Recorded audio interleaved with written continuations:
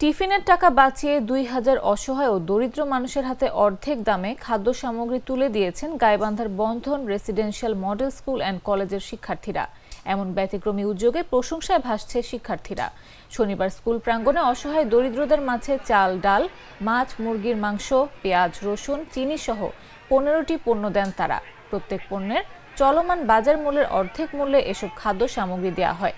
শিক্ষার্থীরা বলেন, প্রতিদিন বিদ্যালয়ের টিফিনের জন্য নির্ধারিত টাকা থেকে সামান্য অংশ বাঁচিয়ে একটি তহবিল গড়ে তোলেন তারা। মাস শেষে সেই টাকায় তারা খাবার, কাঁচা বাজার ও প্রয়োজনীয় সামগ্রী কিনেন। এরপর পণ্যগুলো এলাকার দরিদ্র পরিবার, পথ শিশু ও অসহায় মানুষদের মাঝে অর্ধেক মূল্যে বিক্রি করা হয়। শিক্ষার্থীদের এমন ব্যতিক্রমী উদ্যোগে শিক্ষক ও অভিভাবকরাও প্রশংসা করছেন।